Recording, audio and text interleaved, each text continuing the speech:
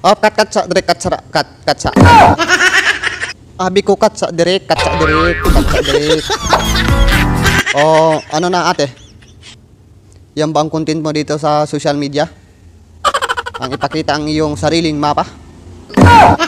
Sa mga kalalakihan, sa mga nanonood sa social media. Ikaw, direk, bakit pinapayagan mo tong ganitong content nito ni ate? Manyakis ka, dinadamay mo pa kami mga manunood.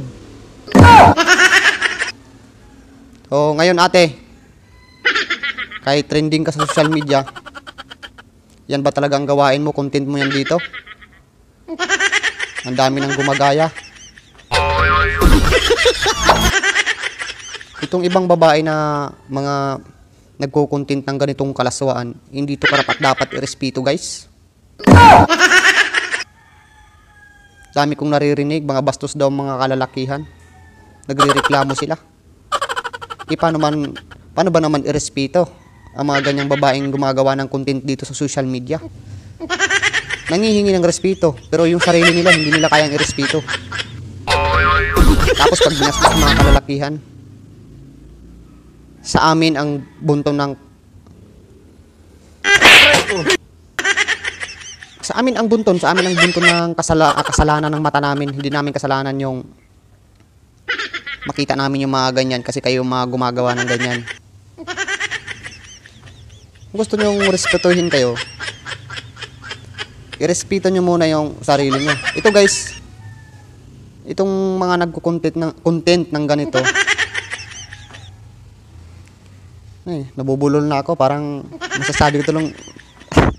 masasabi ko talaga na kantot eh, hindi content eh. Pasensya na kayo guys, kaya yung bunganga ko talaga.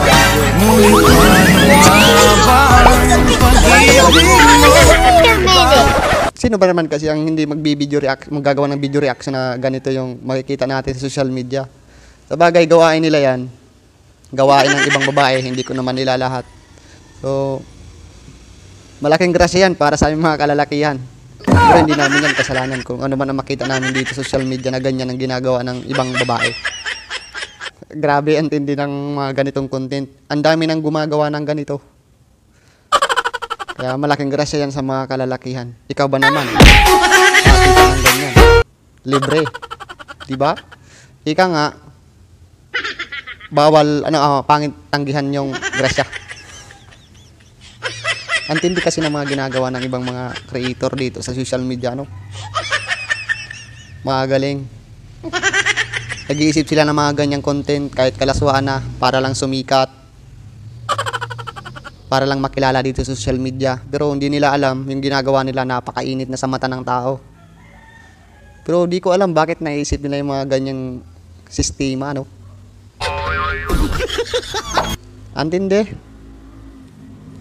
Isa kayong nilalang. Isa kayong nilalang na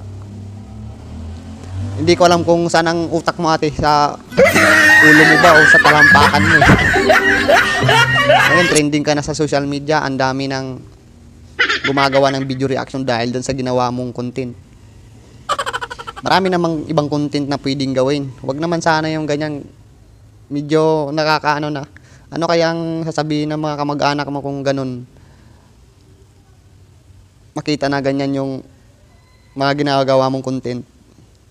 Ang hirap, 'di ba? So, siyempre ibabash ka nila, sila mismo magbabash sa iyo.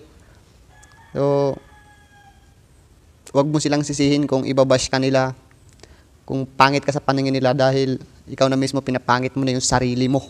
Wow!